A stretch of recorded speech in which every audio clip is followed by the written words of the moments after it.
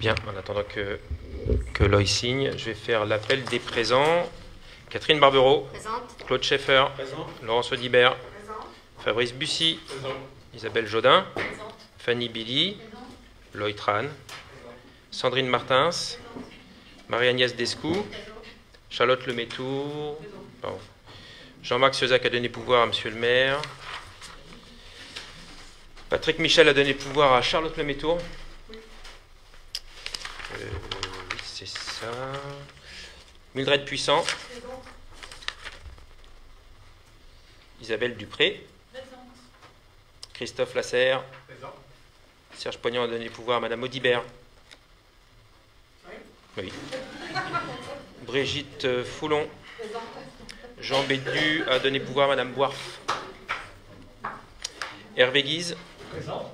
Arnaud Schmitt a donné pouvoir à Monsieur Guise. Nathalie Bels a donné pouvoir à Monsieur Longequeux. Jean-Marc Longequeux. Magali Boirf. Présente. Dominique Françoise. Christophe Prudhomme. Présent. Et Mapril Battista a donné pouvoir à Madame Françoise. Merci. Le quorum est atteint. On passe à la désignation du secrétaire de séance pressenti. Je propose Madame Brigitte Foulon, qui l'accepte. Merci.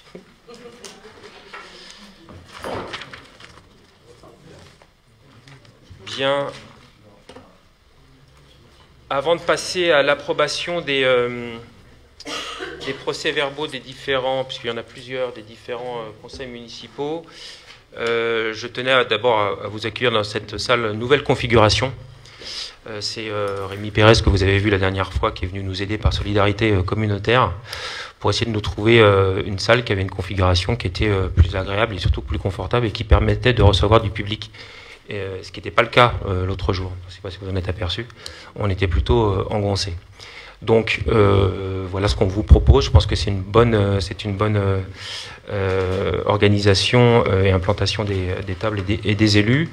Je voulais revenir aussi sur une situation que vous connaissez maintenant, hein, puisqu'on a Madame la DGS qui n'est pas disponible, et vous dire que si la situation avec des retards sur les procès-verbaux en est là, c'est que aussi on est allé un peu plus loin que le règlement finalement, notamment en reproduisant systématiquement de manière in extenso les propos des uns et des autres, y compris les nôtres d'ailleurs, hein, de tous les conseillers municipaux. Et donc ce que je vous propose, ce que je vous indique aujourd'hui, c'est qu'on va faire un strict retour à la règle dans le règlement qui a été voté à l'unanimité en 23, je crois en décembre 2023, c'est ça, le 12 décembre 2023, et notamment sur ce qui concerne la rédaction des procès-verbaux.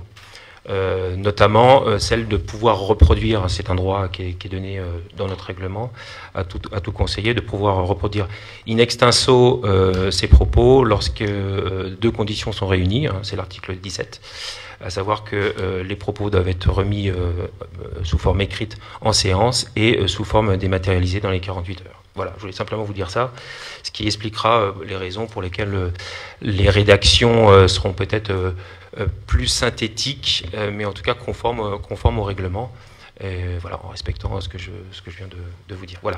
Nous pouvons passer à l'approbation du procès-verbal du 27 septembre 2024. Y a-t-il des remarques et des questions? Oui, Hervé Guise. Eh bien, écoutez, on va mettre en pratique la nouvelle règle.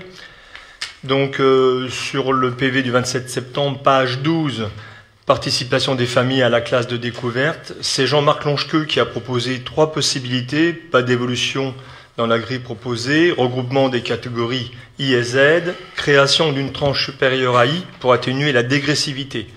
Je me suis alors interrogé sur l'obligation de communiquer l'avis d'imposition.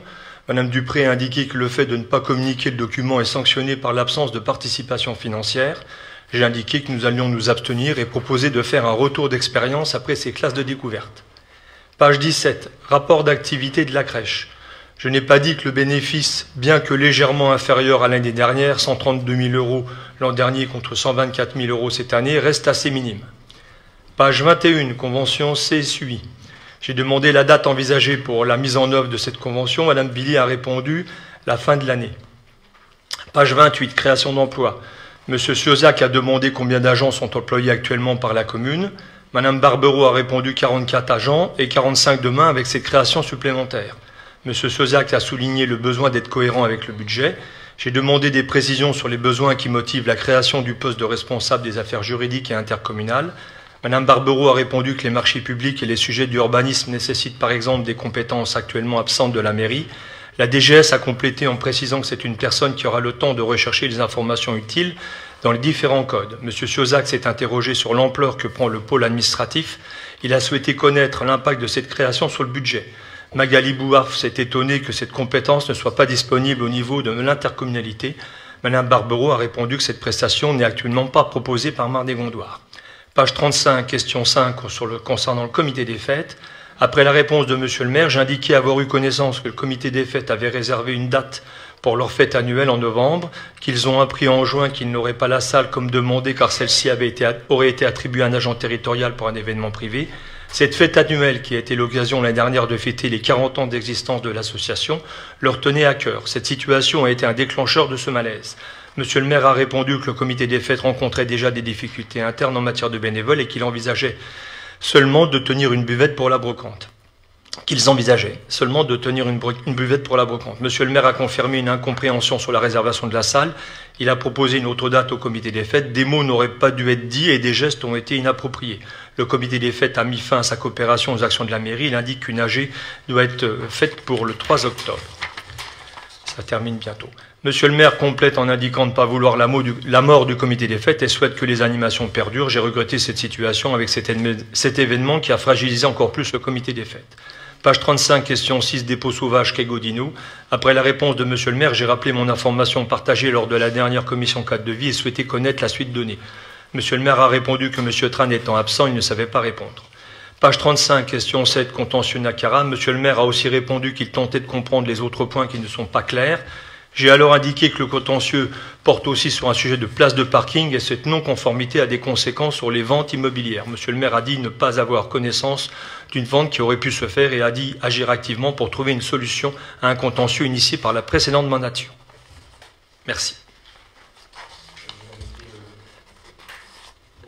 Et bien le texte en séance, s'il vous plaît. Oui. Et électroniquement dans les 48 heures. Oui, je vous donne après, comme j'ai les remarques sur les approbations, je vous les donne les trois. C'est à la fin du conseil, normalement. Oui, bah, peu importe, de toute façon, il faut le donner de toutes les manières. Oui. Donc, je mets au vote ce procès verbal du conseil municipal du 27 septembre 2024. Qui est contre? Qui s'abstient? Je vous remercie. Votez. Approbation du procès verbal du conseil municipal du 18 décembre 2024. Y a-t-il des remarques? Oui. Donc toujours Hervé Guise, page 1, approbation du PV du conseil municipal du 27 septembre 2024. Il n'y a pas eu de vote. Il n'y a pas eu de vote, contrairement à ce qui est indiqué, car monsieur le maire a décidé de reporter l'approbation au prochain conseil municipal. Page 5, l'arrêt du PLU. Après la réaction de monsieur le maire au refus de vote exprimé, Jean-Marc Langequeux a validé un vrai travail constructif en commission. Il a précisé que ce n'était pas une question de fond, mais une question de forme. Il se met à la place d'un conseiller qui n'est pas membre de la commission urbanisme avec les 900 pages à prendre connaissance. Il a regretté l'absence d'une synthèse reprenant les points majeurs qui ont évolué.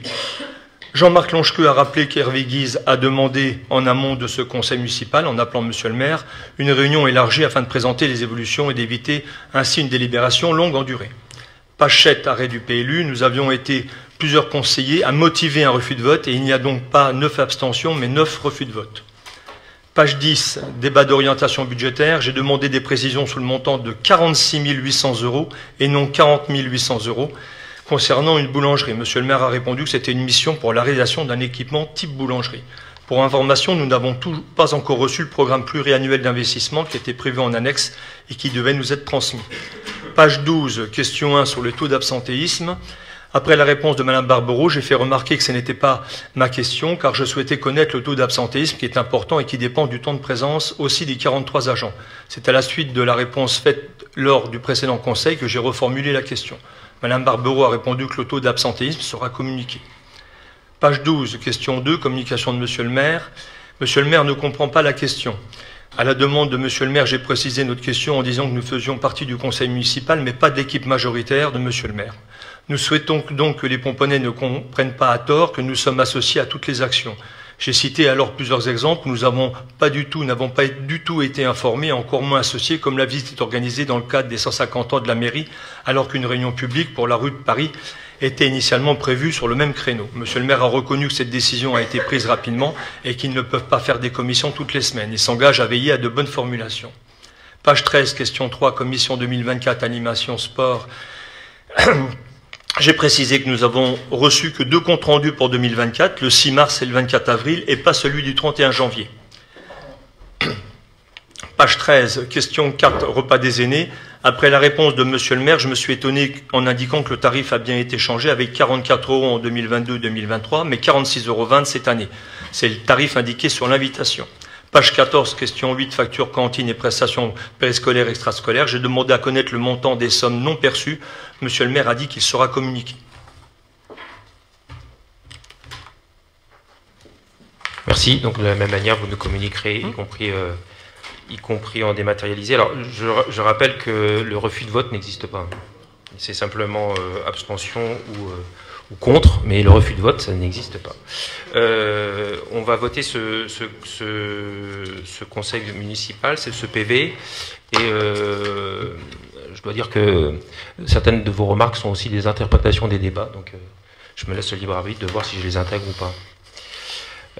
En tout cas, j'y ferai réponse. On met au vote qui est contre ce PV, qui s'abstient. Je vous remercie. À voter. PV du 31 janvier 2025. Y a-t-il des questions? Approbation du procès verbal. Encore moins? Oui. Page 4, proposition contentieux RH. Provision contentieux RH. J'ai fait remarquer un montant de 75 000 € voté lors du CM du 8-12-2022. Décision modificative, numéro 3 BP 2022, au chapitre 68 et à l'article 6815, dotation provision pour risque fonctionnement courant. Madame Barbereau a répondu qu'elle regardera ce point. J'ai demandé si les 2 contentieux RH concernent une même personne ou 2 personnes différentes. Madame Barbereau, en l'absence de l'adjointe RH, ne sait pas répondre.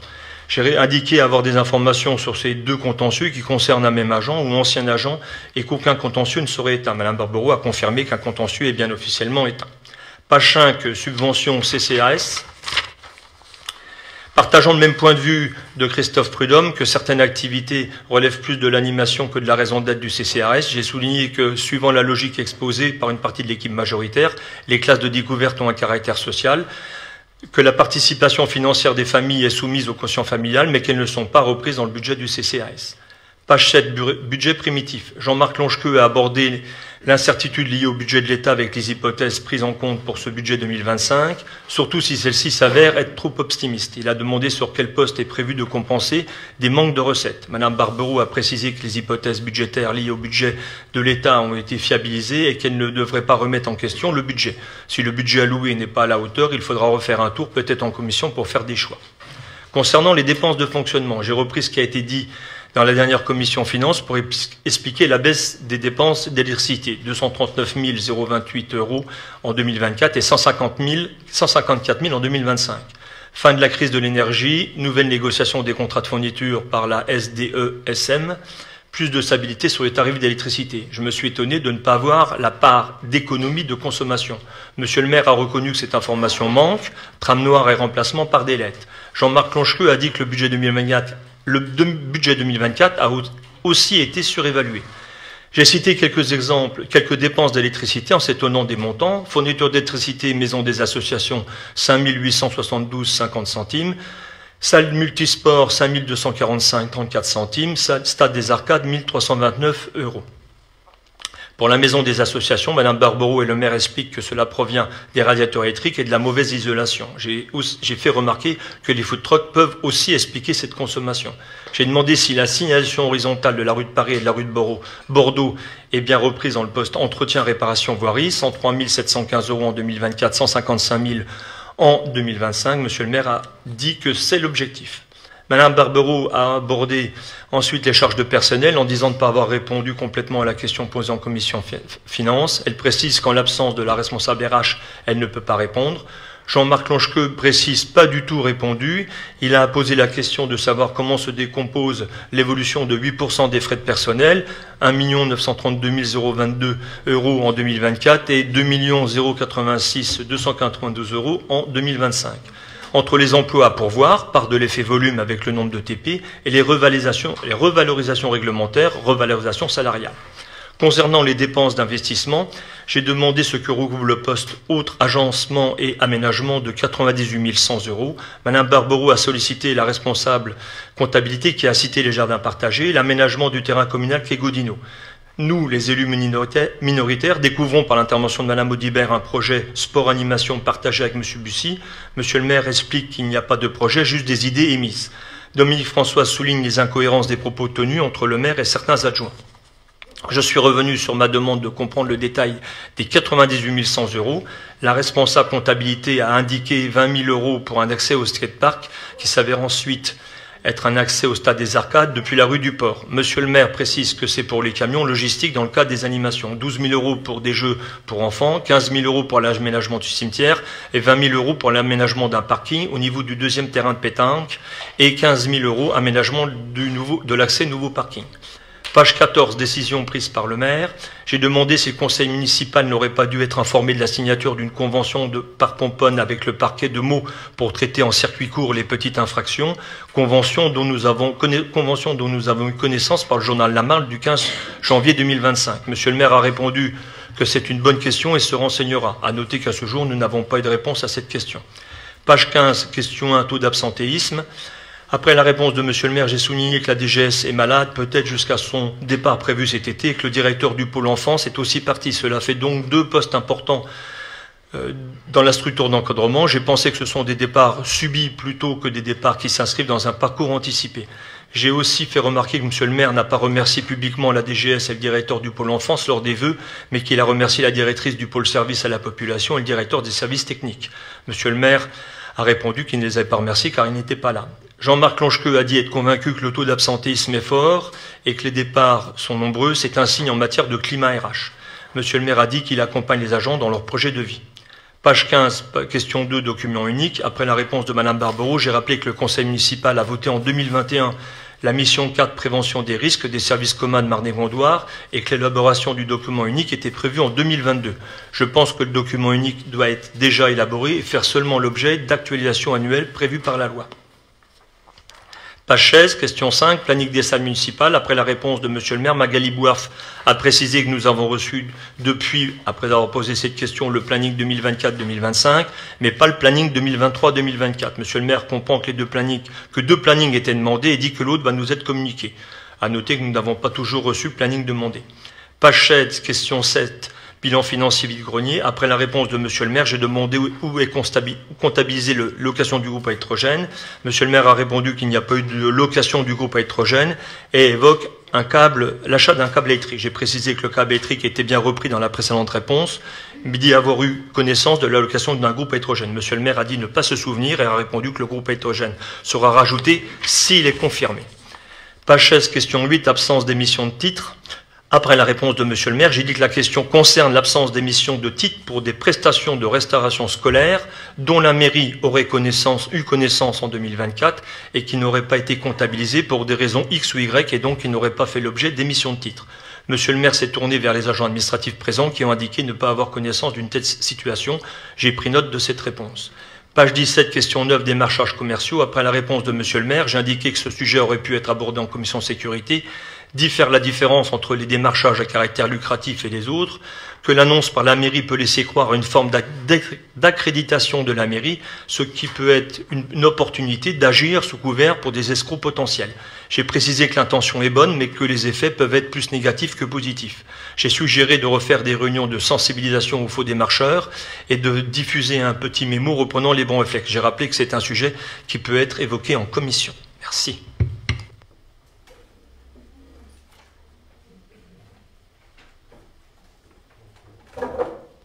Les remarques ont été donc transmises, elles seront transmises sous forme dématérialisée dans les 48 heures. Et je me réserverai la possibilité de répondre ou non en l'intégrant dans le PV du Conseil d'aujourd'hui, qui a commencé depuis 20 minutes d'ailleurs. Nous passons directement aux actualités. Pardon, on n'a pas approuvé, c'est vrai. Donc, approbation du conseil municipal, du procès verbal du conseil municipal du 31 janvier. Qui est contre? Qui s'abstient? Je vous remercie. On peut donc passer aux actualités avant de passer au premier point.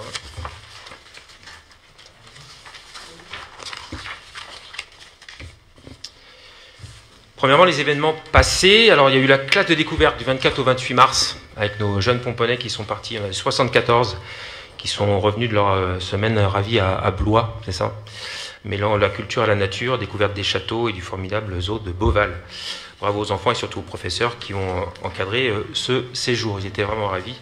Je rappelle que le coût pour la commune était de 35 000, à peu près un peu moins de 35 000 euros. Révélons Pomponne, la suite. Donc il y avait eu un séminaire qui avait été ouvert pour l'ensemble du conseil municipal. Donc tout groupe réuni où seul Monsieur Prudhomme était présent. D'ailleurs, on remercie. Merci Christa d'avoir été présent le samedi 22 mars pour cette première marche exploratoire et ensuite atelier. On a aussi organisé une marche exploratoire uniquement pour les Pomponnais, réservée pour les Pomponnais samedi dernier avec 15 participants que nous remercions. Et on réfléchit à faire une nouvelle marche et un atelier aura lieu le 29 avril de 18h30 à 20h30. Nouvelle marche, pourquoi? Pour les personnes qui auraient été prises sur le carnaval, j'ai fait une transition toute trouvée, sur le carnaval qui était au même moment à l'école. Ce carnaval donc a eu lieu ce samedi également sous un beau ciel bleu. C'est une deuxième édition très réussie. Donc merci aux associations, au comité de la fête des écoles de Pomponne, au comité des fêtes également, avec Soleil Latino, aux parents et puis aux professeurs volontaires, ainsi qu'aux enfants qui se sont déguisés et qu'on fait tout le carnaval. Chasse aux œufs, c'était dimanche matin.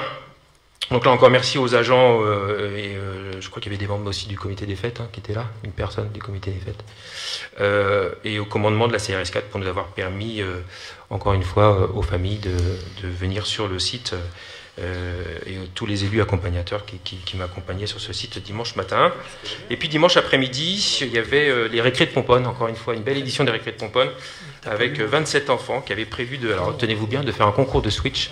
Et finalement, il a fait tellement beau qu'ils ont joué dehors. Donc autant dire, challenge réussi, c'est inespéré. Bravo Isabelle, et bravo Sandrine, vous nous donnerez la recette.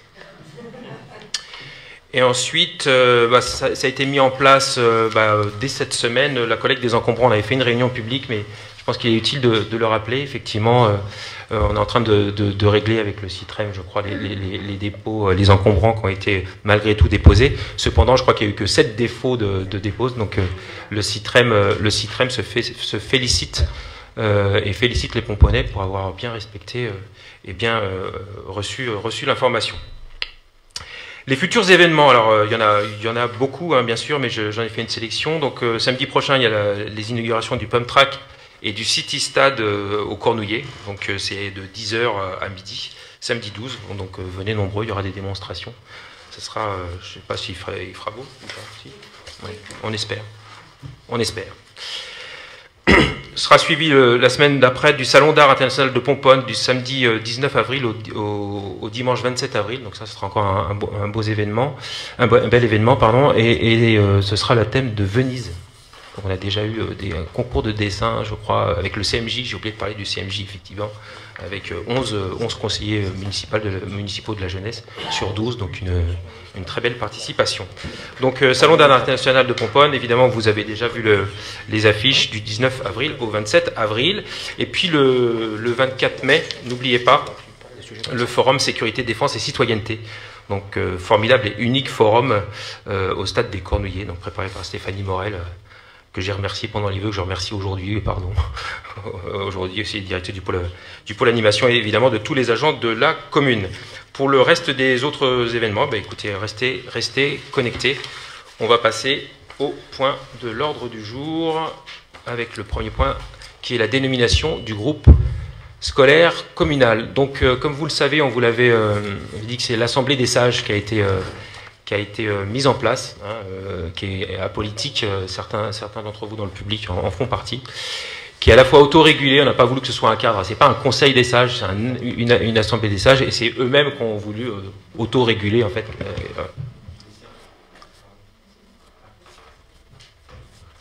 qui ont voulu s'organiser de cette manière, et c'est plutôt bien, et c'est sur des réunions un peu qu'ils organisaient entre eux, qu'ils ont réfléchi à pourquoi pas, puisqu'on était à une étape importante du groupe scolaire, avec son extension qui va nous permettre de préfigurer un peu l'avenir, de proposer un nouveau nom à ce groupe scolaire qui est aujourd'hui le groupe scolaire des Cornouillers. Voilà. Donc ils se sont réunis plusieurs fois, et ça a été le fruit de leur réflexion. On va vous proposer cinq noms qu'ils n'arrivaient pas à se départager. Nous on avait proposé 3 pour que ça vous facilite le travail. Et bien non, c'est 5 noms qui vont vous être proposés. Et ce qu'on vous propose, c'est de voter. Alors comment ça va se passer? Simplement, il va y avoir un bulletin avec, je ne sais pas si c'est déjà sur les tables. Non, alors, Stéphanie va vous les distribuer, avec une seule case à cocher. Donc c'est comme au loto, hein. Il n'y a rien à gagner, à remettre dans l'urne à l'appel, et ensuite on dépouillera par le plus âgé et le plus jeune, comme il est d'usage.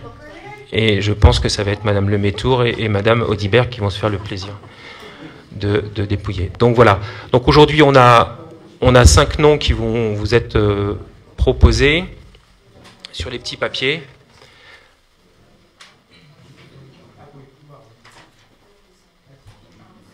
Je vais laisser Catherine. Je te laisse, hein.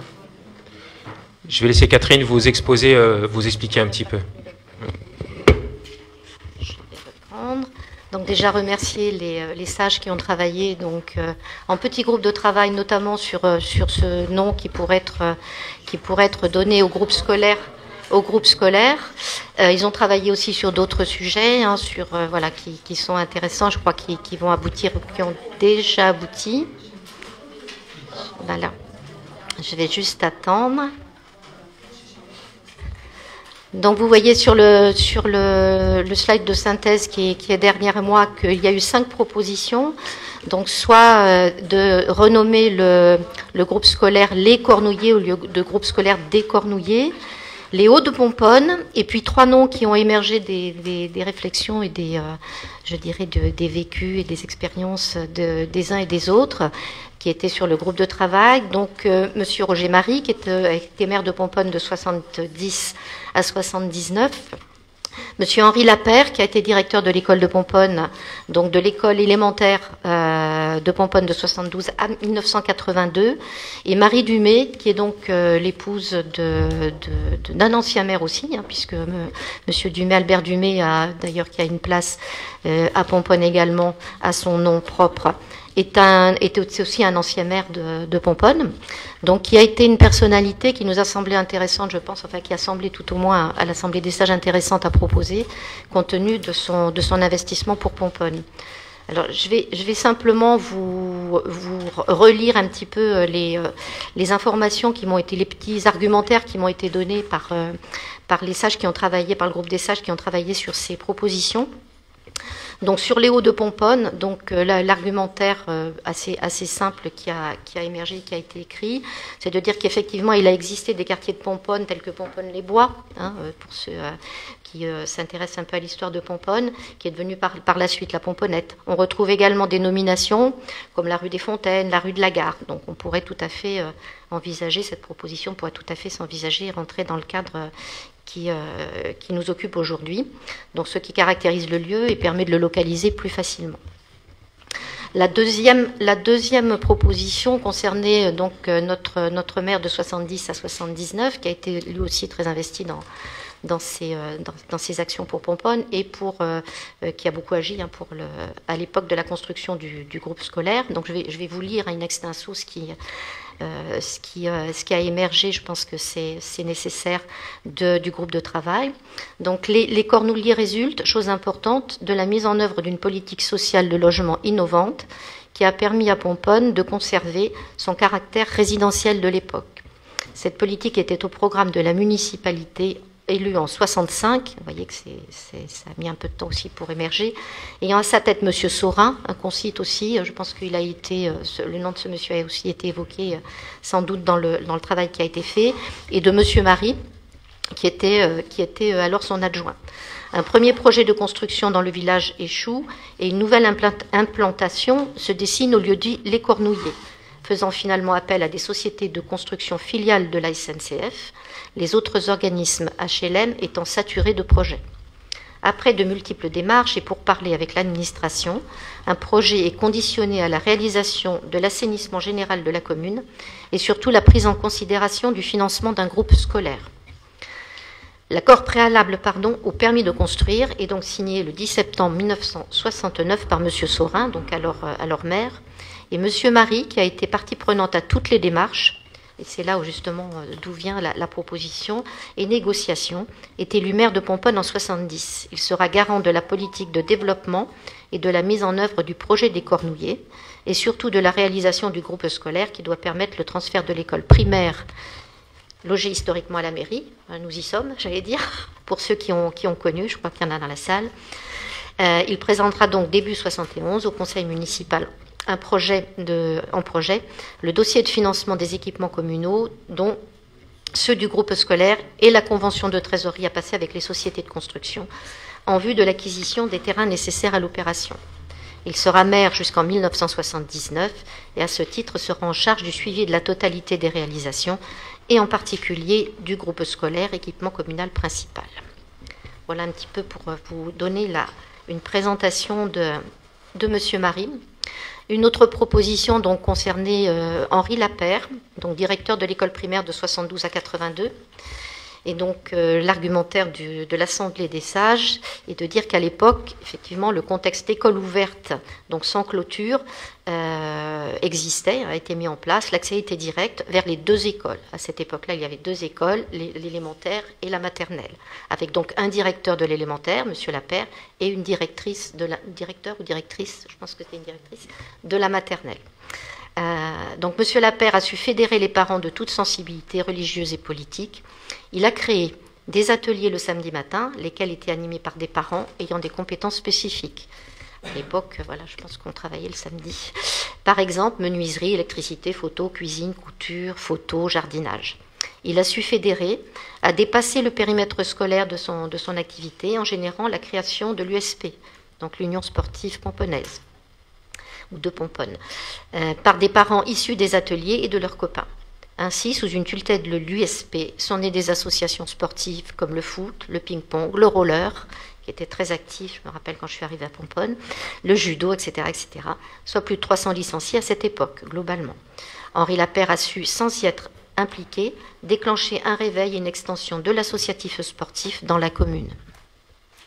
Voilà un portrait intéressant de M. Lapère. Quant à Marie Dumay, donc, c'était une grande dame investie pour Pomponne et les Pomponnais tout au long de sa vie. Femme d'action soucieuse d'un patrimoine à entretenir et faire évoluer, elle a, à la mort de son époux, donc en 1905, poursuivi l'œuvre de restauration du château, du parc et des cascades qu'il avait lui-même entreprise. Pendant la Première Guerre mondiale, elle a une action assez importante. Forte de conviction, elle prend l'initiative de créer sur ses fonds propres une ambulance, qu'on appelle une ambulance à l'époque, de 35 lits qui permettait d'accueillir les soldats blessés et qui prendra soin de nombre de grands blessés convalescents dans les meilleures conditions. Elle accueillera au château fin juin 1918 l'un des derniers conseils de guerre interalliés, réunissant Poincaré, Clémenceau, Pétain, Foch et les chefs des armées alliées. Moment d'ailleurs où fut arrêté le dessin de la bataille de France, pour ceux qui sont intéressés par l'histoire. Elle en fera graver d'ailleurs le souvenir sur une plaque de marbre blanc qui disparaîtra malheureusement en 1940, dont on n'a pas gardé de traces. Grande bienfaitrice de la commune, elle prend en main à ses frais la reconstruction du bateau lavoir, qui était une activité forte à Pomponne, qui avait été créée à la fin du 19e, si je me souviens bien, lorsqu'il devient inutilisable en 1934. Et donc elle a fait remettre également en état la ferme dans la Renaissance, y a fait ajouter les deux tourelles qui lui donnèrent son aspect si particulier. Elle y installe d'ailleurs un régisseur dont on connaît les descendants et la famille, et sa famille, pour assurer la gestion et l'exploitation des terres, créant ainsi un marché permanent pour les habitants. Malheureusement, elle fut chassée du château en 1940 par les Allemands qui avaient fait du château leur QG, et elle part résider à Paris où elle s'éteindra 2 années plus tard. En conclusion, Pomponne garde les traces et le souvenir d'une femme de son temps, modernes, dont le constant investissement personnel et le courage ont largement contribué à améliorer la vie des Pomponais et à préserver notre patrimoine. Elle est un exemple pour les jeunes Pomponais à travers les valeurs qu'elle a constamment portées. Solidarité, force de caractère, courage, initiative, souci et respect des autres. Voilà l'argumentaire concernant Madame Dumay. Voilà, j'espère vous avoir intéressé à tous ces noms et à ces propositions, et donc je vous propose qu'on puisse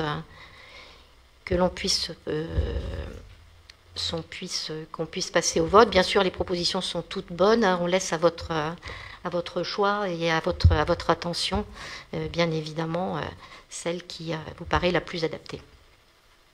Donc, on va peut-être proposer... Oui. Merci. Je trouve juste regrettable que ça n'ait pas été travaillé en commission quand même si les sages, on leur fait confiance sur leur mémoire et le bien vouloir d'apporter un peu de nouveauté. Et la nouveauté, elle n'est pas là pour moi. On remonte un peu trop loin dans la frise. Je pense qu'au niveau jeunesse, on aurait peut-être pu consulter aussi la jeunesse de Pomponne, ou au niveau des écoles, justement, vu que ça touche l'école. Et on se rappelle que si ça s'appelle les Cornuliers, c'est que ça a été cofinancé à l'époque par la région, la SNCF et l'État, la construction. Donc je trouve un peu dommage qu'on change justement ça. Concernant les noms, oui, c'est des personnes qui ont été actifs. Si je ressors par contre toute la liste des anciens maires de Pomponne aussi, on peut citer d'autres personnes qui ont... Du coup, pourquoi cet arrêté sur 3 noms? La famille Dumay, effectivement, était une grande famille de Pomponne bourgeoise sur la commune. Je pense qu'elle a déjà une place aussi aux yeux des Pomponnais. Voilà, c'était ça. Je trouvais ça dommage qu'on n'en ait pas discuté en commission. Certes, il y a eu un travail fait, mais bon, ça aurait pu être vu en commission. Et au niveau des propositions des noms, on aurait pu avancer un peu dans la frise chronologique, à mon sens. Merci. Bah écoutez, oui, si vous voulez. Moi, je trouve que à partir du moment où on prend la décision de soumettre la création d'une assemblée des sages et de leur laisser le choix d'un sujet, dès lors qu'ils nous ont proposé non pas 2 noms, non pas 3 noms, mais plutôt 5 noms, j'estime que leur travail est tout à fait... ils sont réunis plusieurs fois. Alors, c'est pas parce qu'ils s'appellent les sages qu'ils sont obligés de choisir dans l'histoire aussi. Voilà, je pense qu'ils sont aussi aptes à suivre l'actualité et à trouver des gens qui sont jeunes aussi, qui seraient valables. Il se trouve qu'ils nous proposent aujourd'hui 5 noms. À nous de choisir ou de pas choisir, mais je prends votre remarque, mais voilà ce que je pense. Vous êtes d'accord pour qu'on passe au vote? Eh bien, passons au vote. Donc, Stéphanie Morel va passer... Ou non, c'est qui passe? Ah non, c'est Charlotte qui passe avec l'urne, et on... La plus jeune et la moins jeune. Non, la moins jeune, la plus expérimentée. La plus sage.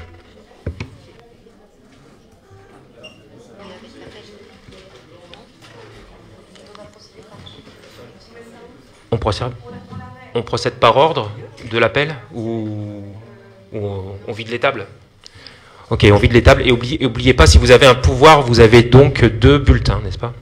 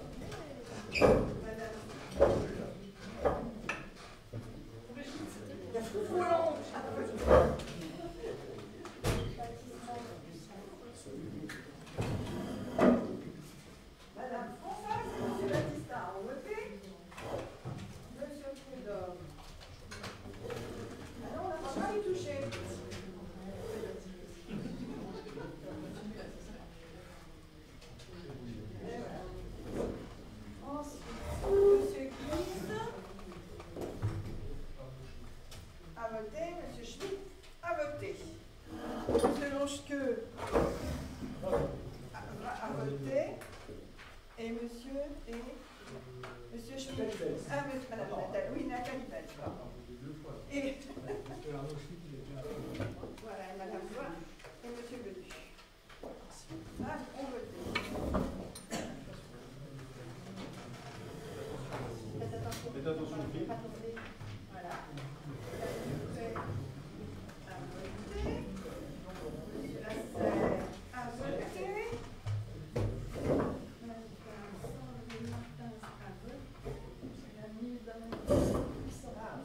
à voter. À voter. Toi, tu vas voter. Tiens.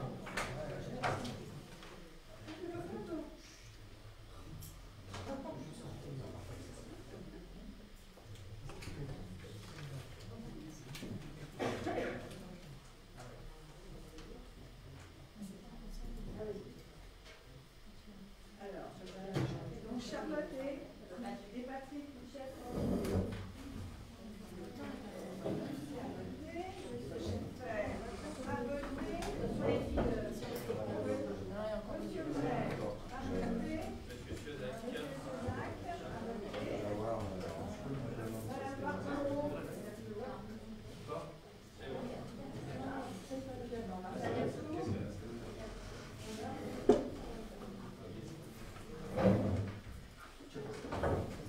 Madame Lily a voté, Madame Audibert a voté et Monsieur Poignant a voté.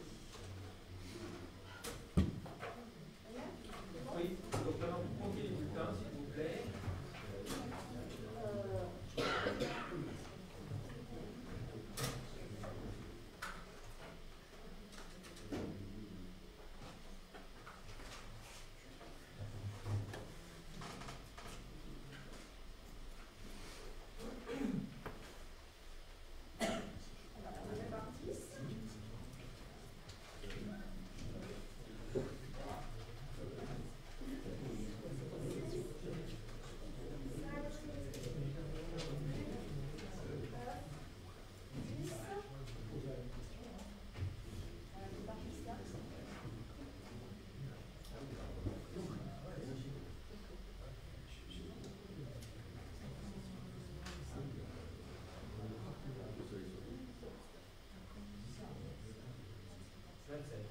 C'est bon? On a donc bien 27 votants exprimés. Et on dépouille, et c'est l'administration qui veut le petit bâton à chaque fois. Alors vas-y, chaque fois que tu donnes. Les Cornuliers. Les Cornuliers. Marie Dumez. Dumais. Henri Lapère. Marie Dumais.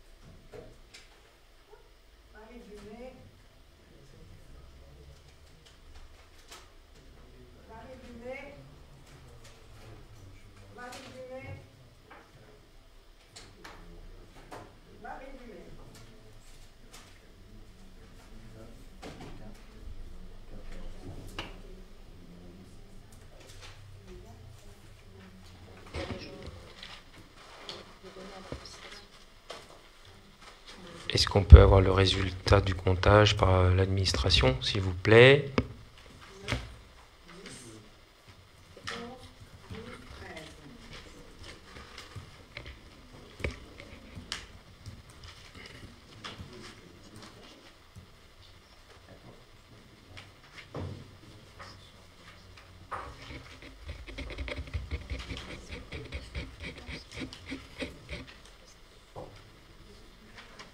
Donc Marie Dumay, nous,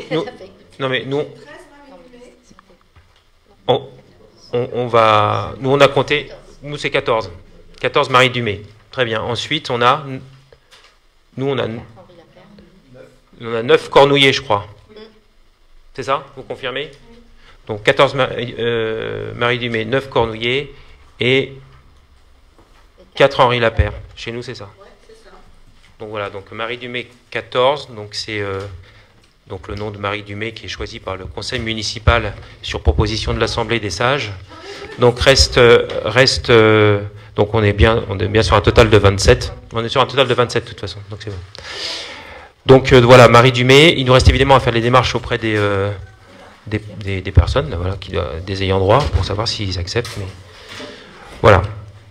Merci à tous et merci surtout à l'Assemblée des sages. On passe au point suivant à l'ordre du jour, qui est le point numéro 2, le budget primitif 2025, avec le retrait de la délibération du 31 janvier. En fait, la délibération numéro 2 et 3 sont étroitement liées. Je laisse Madame Barbero.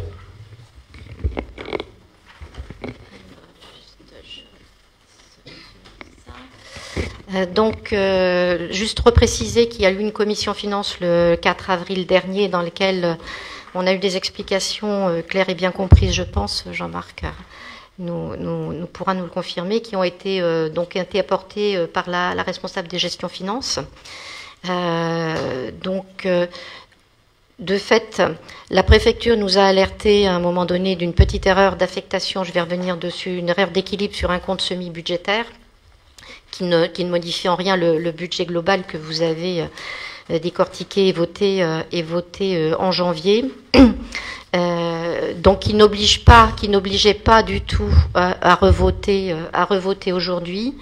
Mais nous avons préféré, nous avons fait le choix avec Monsieur le maire et en bureau municipal justement de passer les choses pour qu'il n'y ait pas de soucis après et de questions de sincérité. Nous avons décidé donc de quand même refaire une délibération et revoter le budget aujourd'hui.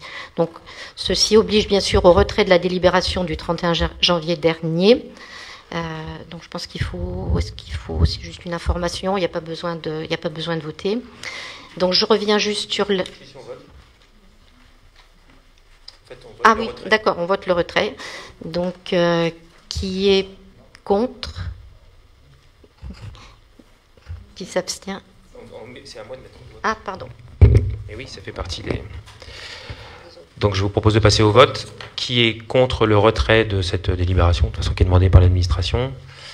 Qui s'abstient? Eh bien, je vous remercie. On peut donc passer à la délibération numéro 3, le budget primitif pour l'exercice 2025. Donc, juste repréciser à quoi était dû, comme je vous l'annonçais, l'erreur d'équilibre sur le compte semi-budgétaire, donc qui concernait en fait les comptes 40 et 42, qui concernent à la fois les dépenses de fonctionnement et recettes d'investissement. On avait un décalage, les comptes n'étaient pas équilibrés alors qu'ils doivent l'être techniquement. Donc, c'est une petite erreur technique qui a été rectifiée, sans incidence donc sur les budgets généraux dont je vous rappelle qu'ils ont été votés par chapitre. Alors peut-être vous aurez pu constater, ça a été précisé en commission finance également, qu'il y a 2 articles qui ont été légèrement modifiés, mais simplement pour être au plus près des dernières réalités. Voilà. Oui. Et pour plus, pour être sincère, il n'y a pas de souci, mais c'était surtout pour se rapprocher des dernières réalités. Donc les subventions aux associations qui ont été ajustées au montant de la délibération qui vous est proposée et il devait y avoir un petit peu 1400 €, quelque chose comme ça, qui ont été reversés au compte 6632, donc qui concerne la fête de la musique. Donc c'est des transferts entre articles qui sont tout à fait autorisés. Qui sont tout à fait autorisés. Une seule fois, ça suffit. Voilà.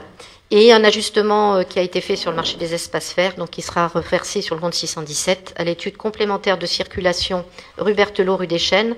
Et là, nous sommes vraiment très contents de pouvoir avoir justement ce budget supplémentaire pour répondre en fait et donner satisfaction aux Pomponnais qui avaient souhaité un complément lors de la réunion publique que nous avions organisée en 2024.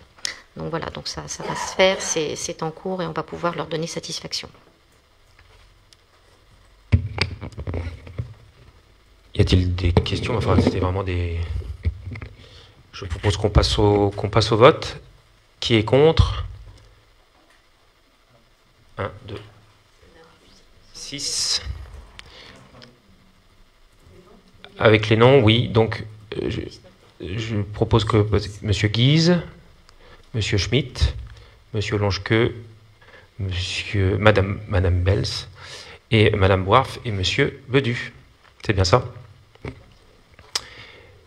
Qui s'abstient? Madame Françoise et Monsieur Battista et Monsieur Prudhomme. Merci pour ce vote. Bon, c'était aussi l'occasion de remercier les élus et les services pour la maîtrise des budgets qui mettent notamment l'accent sur la sécurité, la prévention, la sécurisation des voies, comme vient de l'indiquer Catherine, la poursuite de la police pluricommunale aussi, hein, on s'en rappelle, puis la vidéoprotection aussi qui touche à sa fin, avec effectivement aussi l'aménagement du territoire, la révision du PLU, mais aussi toute la démarche citoyenne, hein, on en a parlé tout à l'heure dans les actualités, dans le cadre de l'application de la démocratie participative, notamment sur le cœur de ville vert, et la revalorisation du budget CCS qui est à la hausse avec l'aide au BAFA, le permis, la politique, entre autres intergénérationnelle aussi, qu'on a mise en place, qui est très dynamique. Et le soutien aux associations, on va en parler quasiment tout de suite, qui n'a pas diminué. Il y a un accompagnement de l'enfance et de la jeunesse aussi, avec le budget école qui a doublé cette année, notamment avec le séjour scolaire. Voilà, tout ça en dynamisant le territoire par des animations originales, et tout ceci sans augmenter les impôts communaux. On passe à la délibération numéro 4, attribution des subventions aux associations. Madame Barbero.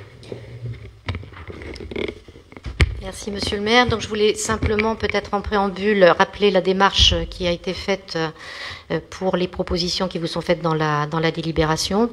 Donc on a été faite en commission, qu'on a souhaité faire. On a souhaité faire cette année une commission mixte, finances et associations. Donc, ce qui a permis effectivement d'aller au plus près des dossiers qui nous ont été remis. Donc les dossiers avaient été demandés et envoyés aux associations avec à la fois une demande de subvention financière, donc en fonctionnement et en projet, mais également en nature, de manière à ce qu'on puisse approcher déjà un petit peu quels pouvaient être les besoins des associations en termes de locaux, qu'ils soient des locaux de stockage ou qu'ils soient des locaux type bureau, et également en matière de salles, par exemple pour le sport. Voilà. Donc, je voulais rappeler, mais peut-être que, Monsieur le maire, tu veux dire un mot complémentaire, l'importance également des subventions en nature par rapport aux subventions, je dirais, financières en termes sonnants et trébuchants. C'est souvent pour les associations qui ont ces subventions, enfin, en nature, des choses, des éléments majeurs dans leur fonctionnement. On ne verrait pas une association sportive, par exemple, ou de danse, ou culturelle, de ne pas avoir de salle, par exemple, pour pouvoir se réunir, hein, pour pouvoir faire venir des professeurs, etc., etc. Donc c'est souvent important.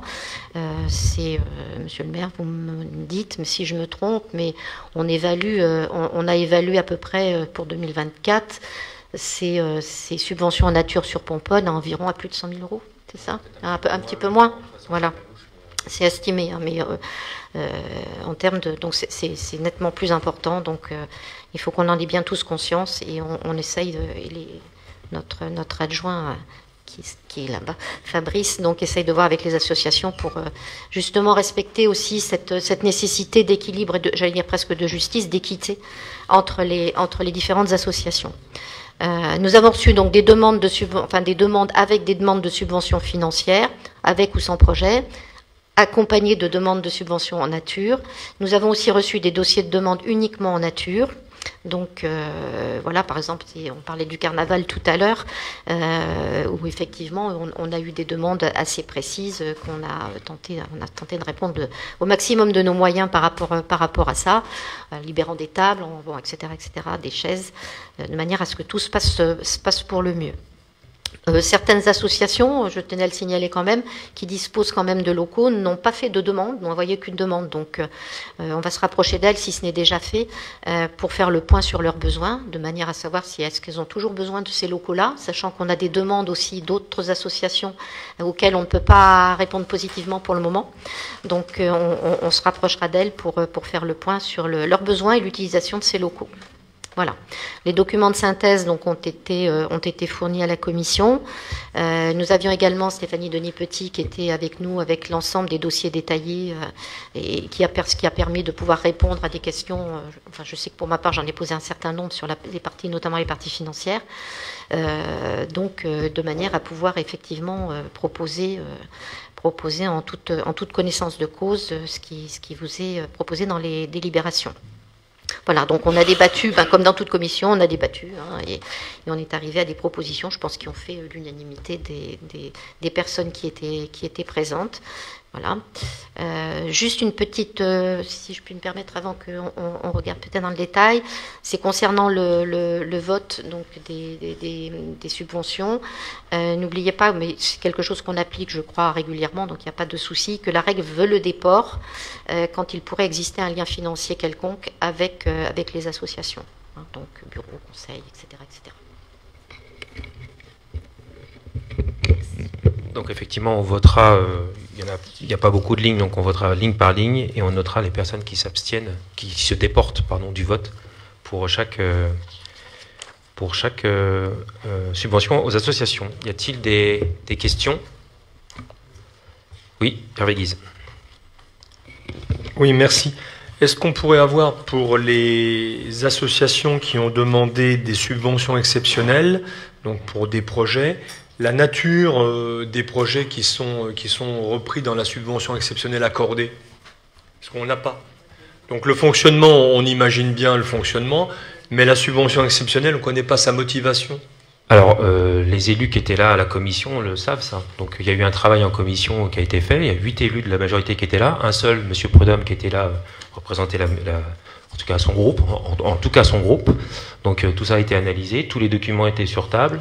Tout était consultable, les questions ont été posées et je pense que tout le monde a voté en connaissance de cause.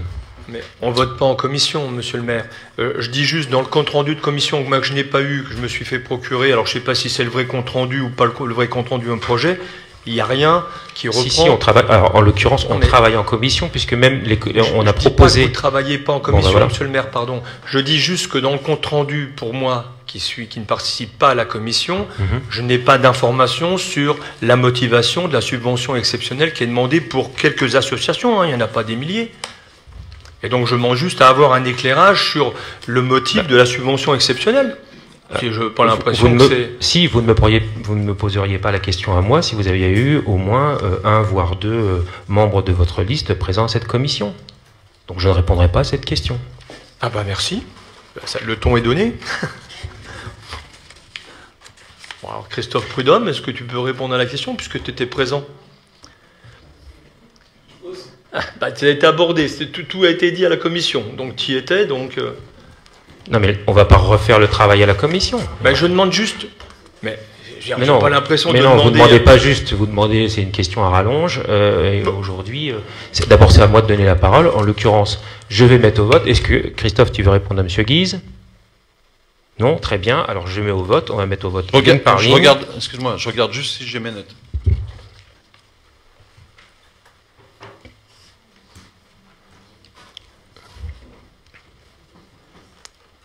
Bon, on va mettre au vote parce que je te donnerai pas la parole, Christophe, on va pas refaire la commission ici, c'est un vrai sketch. Donc on va mettre au vote. Ceux qui pensent se déporter ligne par ligne me le disent. On commence par l'amicale des retraités. On passe au vote. J'ai d'autres questions. On passe au vote. Amicale des retraités, subvention. Donc d'abord, qui se déporte? Ça, c'est... Monsieur le maire, je trouve que là... Alors là, on n'a jamais vu ça. Non, on est en train de refaire la commission. Mais non. Et donc... Mais... Monsieur le maire, regardez le compte-rendu, le PV de la du précédent conseil municipal en avril 2024. Il y a eu des questions sur les subventions associations. On ne nous a pas renvoyé. Vous n'avez pas la parole, monsieur Guise. Donc, pour les associations, l'amicale des retraités, qui se déporte? Madame Barbereau. Amicale des retraités, qui se déporte? Très bien, Madame Barbereau, Madame Audibert. Très bien. Donc, il y avait une subvention de fonctionnement de 1 000 € pour l'amicale des retraités et subvention exceptionnelle de 1 000 € pour l'amicale des retraités. Qui s'abstient? Qui vote contre? Je vous remercie. L'association ACS Soleil Latino. Qui se déporte? Personne ici. Merci. Il y a simplement une subvention de fonctionnement de 500 €. Qui est contre? Qui s'abstient? Je vous remercie. Le photoclub Pomponnet. Qui se déporte? Monsieur Jean-Marc Longequeux.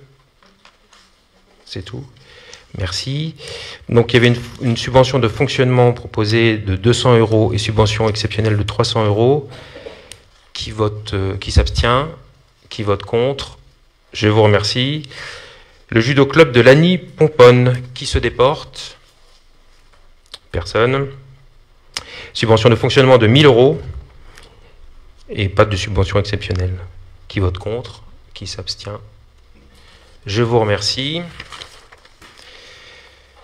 Association Rythme et Forme qui se déporte avec une demande de subvention et une subvention accordée de 400 € de fonctionnement. Qui est contre? Qui s'abstient? Je vous remercie. Arts et loisirs Pomponnet qui se déporte. Personne. Une proposition de subvention de fonctionnement de 400 €. Qui s'abstient? Qui vote contre? Je vous remercie. English for Fun qui se déporte. Pardon, Marie-Agnès. Avec deux subventions, une de fonctionnement de 500 €, une de exceptionnelle de 150 €. Qui vote contre? Qui s'abstient? Je vous remercie. Association des jeunes de Torigny qui se déporte. Personne. Une subvention de fonctionnement de 1 000 €. Qui s'abstient? Qui est contre? Je vous remercie. Comité des fêtes de Pomponne qui se déporte. Une proposition de subvention de fonctionnement de 500 €. Qui est contre? Qui s'abstient? Je vous remercie. L'association Lean in America qui se déporte. Personne. Une proposition de subvention de fonctionnement de 500 €. Qui s'abstient? Qui vote contre? Je vous remercie.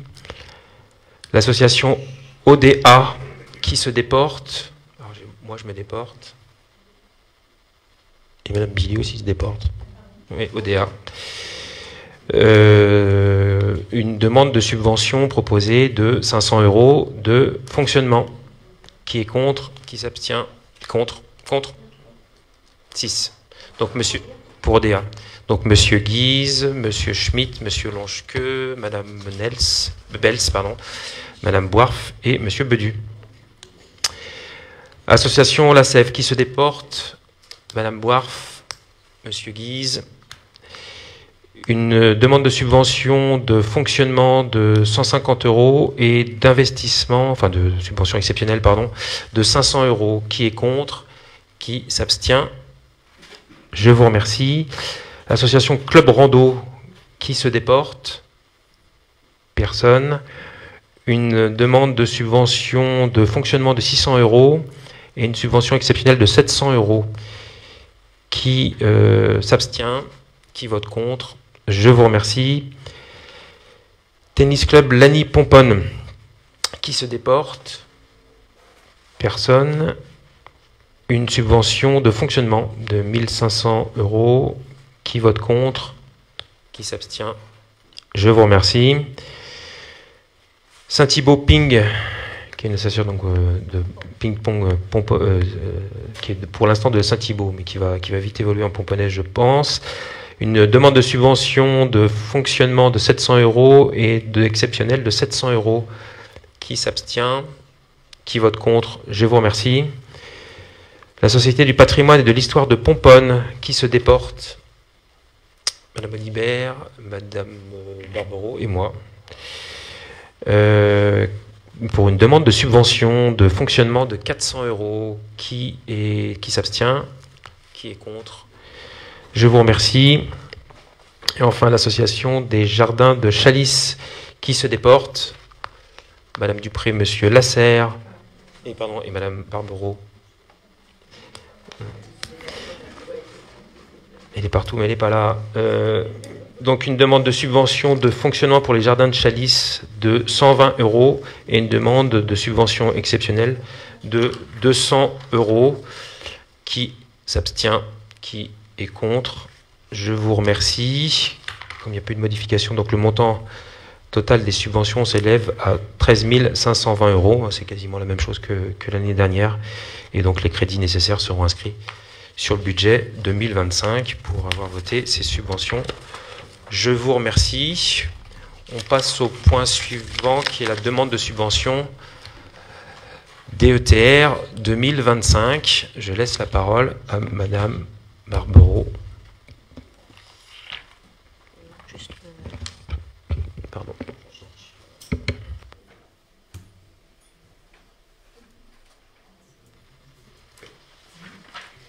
C'est mon papier, la délibération. Donc il s'agit... Il s'agit ici d'une demande donc de subvention, hein, d'autoriser Monsieur le maire à faire la demande de subvention. Donc concernant la sécurisation de l'intersection routière des rues de l'école, la rue du Bouillon, hein, ça nous a souvent été demandé et précisé, et de la rue de Paris. Voilà, donc vous avez les éléments dans le projet de délibération. Y a-t-il des questions? Eh bien, s'il n'y a pas de questions, on passe au vote. Pour cette demande de subvention DETR 2025, qui est contre? Qui s'abstient? Je vous remercie. Ressources humaines, modification du tableau des effectifs pour la création de postes. Je laisse Madame Barbero. Alors voilà, on repasse sur un exercice que vous connaissez bien. Donc là, il s'agit essentiellement en fait de faire passer, de faire passer des personnes qui étaient pas forcément dans la bonne catégorie, notamment les ATSEM qui étaient en adjoint technique d'animation. Estelle, vous me dites si je me trompe. Et donc, on va faire repasser pour des possibilités ensuite d'évolution. Suite d'ailleurs à une réunion très productive qu'on a eu avec elle. Il y avait également Monsieur le maire, il y avait la DRH, il y avait la responsable du pôle population par rapport justement aux problématiques qu'elles nous ont soulignées. Et donc, on va les passer tout simplement sur des adjoints techniques. Voilà. Ce qui va leur permettre ensuite de pouvoir passer à la fois les concours, je ne sais pas si on appelle ça comme ça, mais et en tout cas les examens et les évolutions, faciliter leurs évolutions ensuite pour celles qui le pourront, pour avoir vraiment la qualification d'ATSEM. Donc bien sûr les postes obsolètes seront supprimés, bien sûr après avis de la commission technique, comme vous avez l'habitude de le faire. Donc on aura l'occasion d'avoir une prochaine délibération dès que la commission sera passée.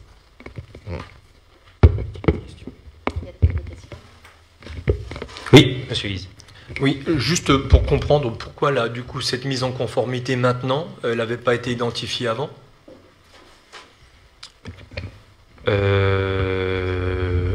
Ça dépend des postes. Il y a des postes qui effectivement méritaient que ça passe comme ça. On a été effectivement sollicité pour regarder ces points-là.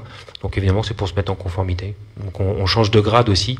Il y avait différents critères pour lesquels aujourd'hui on fait une modification du tableau des effectifs. C'est pas simplement parce que les gens n'étaient pas à la bonne place, c'est aussi parce qu'ils montent en grade. D'accord.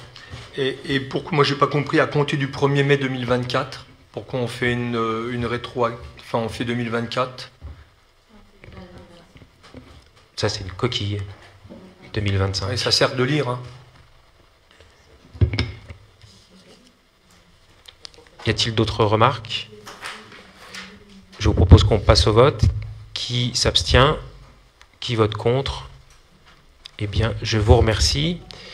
7e point, convention relative au feu d'artifice du 13 juillet 2025 et le groupement de commandes qui va avec. Alors, vous avez le traditionnelle équation, c'est la quote-part du nombre de population par rapport à la population globale sur les différentes villes qui partagent ce feu d'artifice.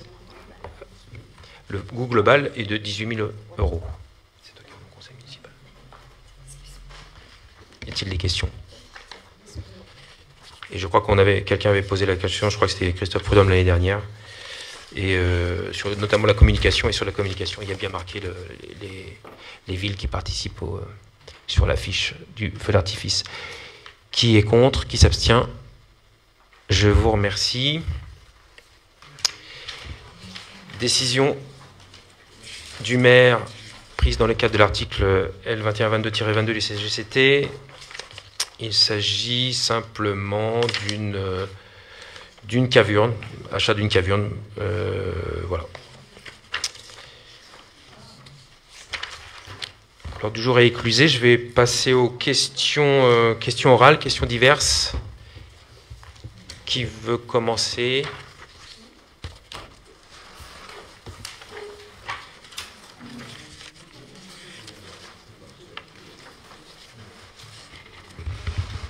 Oui, madame Françoise. Oui. Panneau d'affichage. Lors de la commission communication du 26 novembre 2024, la mise en place de 8 panneaux d'affichage sur la commune a été validée.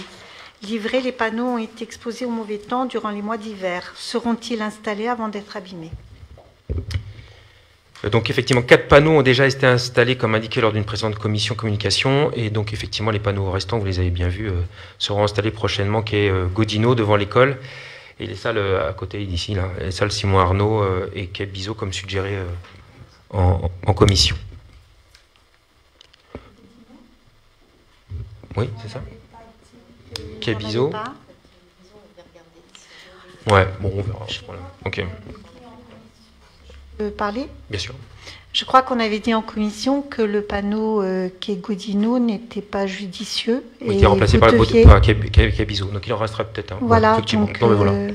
C'est aussi pour ça qu'on ne les pose pas tous. Alors après, est-ce qu'ils sont plus soumis aux intempéries dans la cour des ST que dehors? Je ne suis pas sûr. Mais ça, c'est un autre sujet. Donc vous répondez quoi pour le quai Godino? On verra ça, oui. En tout cas, il y en a 3 sur les 4. Je ne me souvenais plus de là. Oui, 3 sur les 4. Mais c'était en commission, l'avis était qu'il n'y en aurait pas. Quai Godino. Pardon.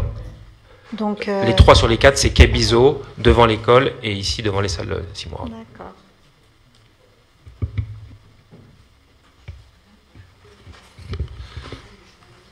Deuxième question, bibliothèque. Où en est le projet d'aménagement de la bibliothèque au groupe scolaire? Amiante, solidité du plancher, etc. Donc le désamiantage a été réalisé en octobre 2024. Le contrôle de la portance du plancher qui a été réalisé par un bureau de contrôle, en fait, par la société Veritas, c'est ça, en janvier 2025, et qui a confirmé la portance du plancher. Le faux plafond a été posé, l'électricien installera les éclairages dans le courant du mois d'avril. Les sols et les peintures de la salle ainsi que les WC sont déjà terminés. Et on attend la pose des baies vitrées qui est prévue pour courant juin. Et après, quand on sera hors d'eau, hors d'air. Et les travaux de création de la rampe qui sont les plus impactantes pour le groupe scolaire seront faits début juillet.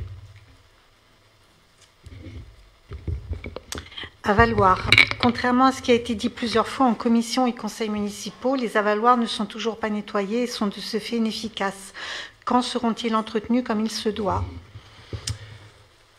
Alors, bien qu'il n'y ait pas de précision sur de quels avaloirs vous parlez, alors j'ai du mal à répondre complètement. Cependant, les services techniques ont été faire le tour de la commune pour vérifier, et en théorie, là, tous les avaloirs devraient être bons. Donc, Ils les ont nettoyés. Pour ceux qui ne l'étaient pas. Je ne suis pas certain que tous étaient bouchés. Question 4. Rue des Écoles, un arrêté municipal a-t-il été publié concernant la sécurisation des horaires entrée et sortie du groupe scolaire? Alors, l'arrêté est affiché, hein, c'est bien ça, Fanny, il est affiché. Oui, oui.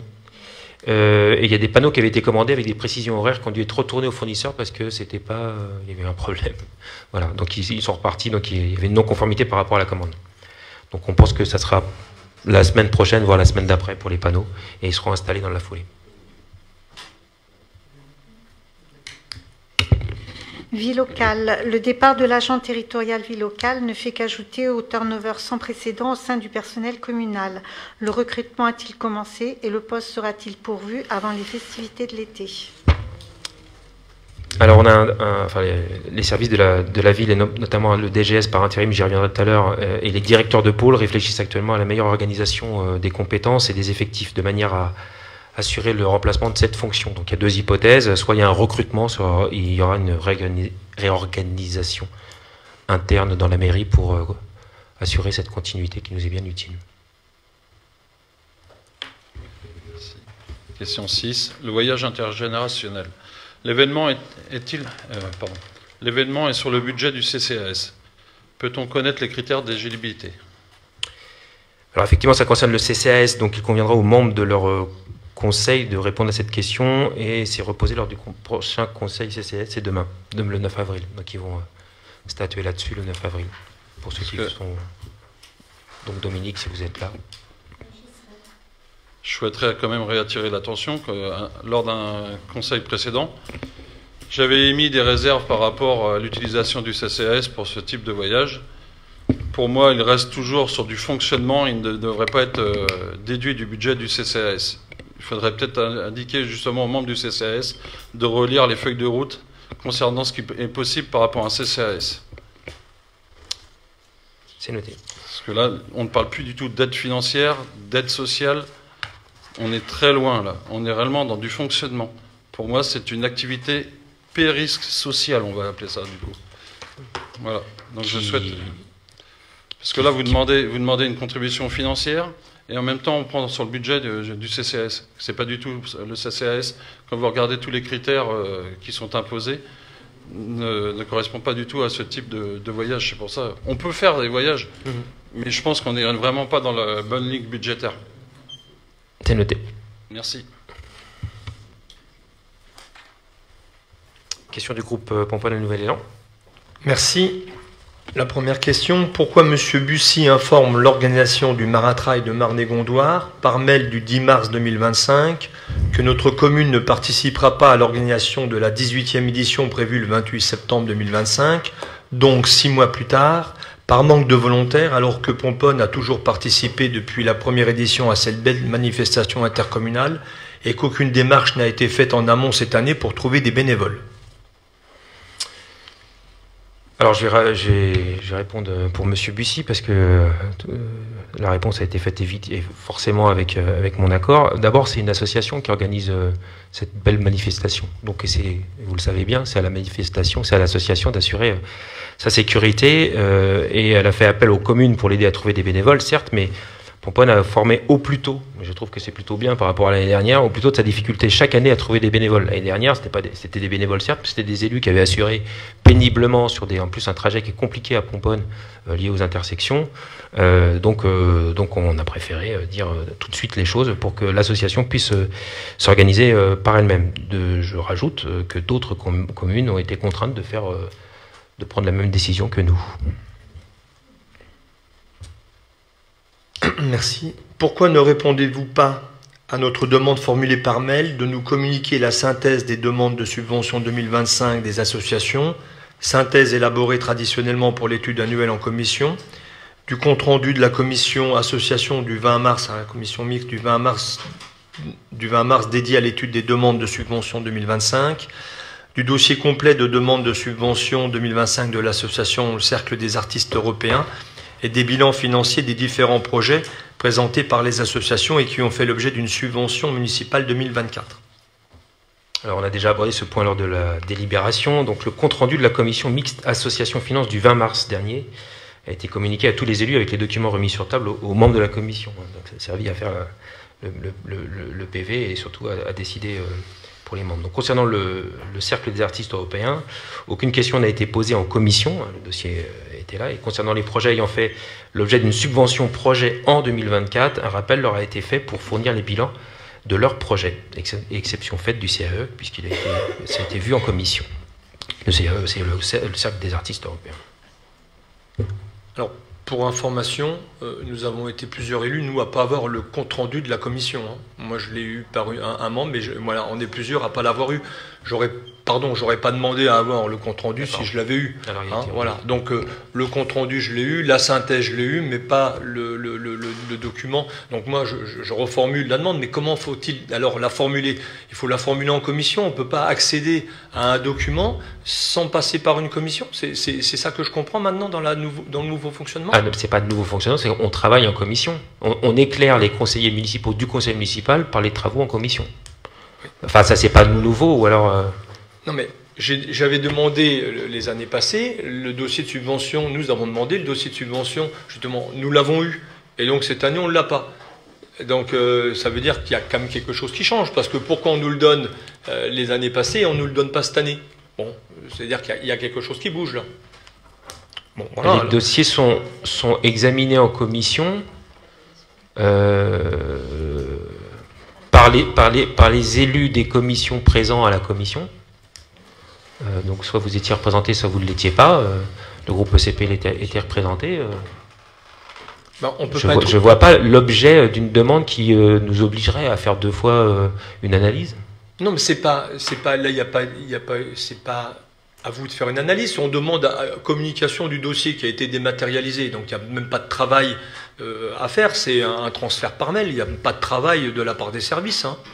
Ben, là-dessus, c'est voilà. Donc soit on nous dit, bah, vous venez le consulter en mairie et on vient le consulter en mairie. Moi, ça me pose pas de question non plus hein, sur ce point-là. Mais juste, voilà, on demande à avoir accès à ce dossier. Bon, j'ai les 2 autres précédents dossiers, mais j'ai pas celui-là. Par contre, comment se fait-il que vous n'ayez pas le compte-rendu de la commission? Parce que c'est envoyé par e-convocation.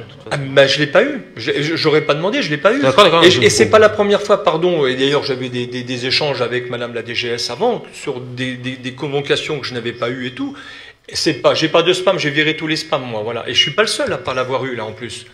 Donc, voilà. Et je suis pas du style à demander un compte-rendu si je l'ai eu. Ça va, hein, j'ai pas de problème là-dessus. Eh ben, on vous enverra le compte rendu. On va essayer de vous le renvoyer. Parce que je me le suis fait procurer par Non, mais Jean-Marc. on va quand même faire les tests. C'est pas normal que vous l'ayez pas. Ben, voilà. On vérifie la diffusion. Merci. Troisième question. Pouvez-vous nous indiquer combien de personnes ont payé pour participer au dernier repas des aînés et le montant individuel acquitté pour leur participation? La réponse sur le nombre des Pomponais qui est payant au repas des aînés 2024 a déjà été donnée lors du conseil du 18 décembre, donc ça doit être dans le compte rendu du 18 décembre. Et le dernier bilan financier des participants payants se monte à 138,60 €. Donc ça nous fait un montant de 46,20 € par personne. Il y en a 3. D'accord. Donc je me permets de souligner que ce montant de 46,20 € n'a fait l'objet d'aucune délibération. La dernière délibération, c'est ce que je vous avais signalé lors de ma question, on m'a dit que le prix n'avait pas changé. Le prix a changé, puisque là c'est bien 46,20 € et non 44 € comme les participations qui étaient demandées en 2022-2023. Donc on a fait payer là, aujourd'hui, à des ayants droit, alors qu'il y a une absence de délibération sur le montant. Je note.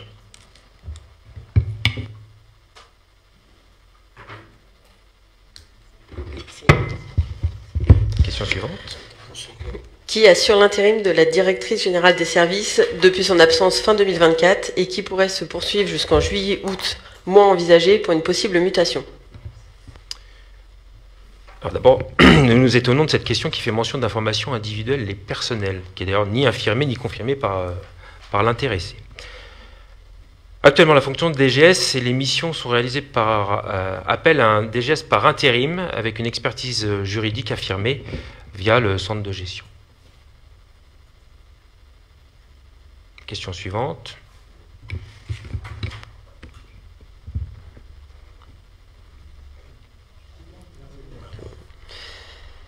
Pourquoi le calendrier des instances municipales 2025, dont la dernière version date du 12 février, n'est pas actualisé ni complété avec les dates de plusieurs commissions? Un nouveau calendrier provisoire vous sera confirmé prochainement. On va vous en envoyer un.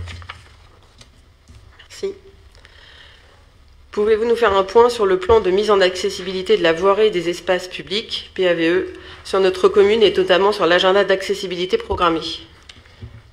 Alors, le fait d'avoir un PAV, d'ailleurs, je crois que ça s'appelle plus comme ça, n'implique pas forcément la réalisation des travaux derrière. Si on a un agenda, et la dernière version de ce PAV date de 2016. Il faut savoir qu'au fur et à mesure de travaux, ne serait-ce de voirie, systématiquement, les travaux sont faits en prenant en compte l'accessibilité des personnes à mobilité réduite. Ça vaut même pour les travaux qui n'étaient même pas analysés dans le PAV. Je parle notamment de la future bibliothèque, tout ce qui a pu être fait sur le groupe scolaire notamment.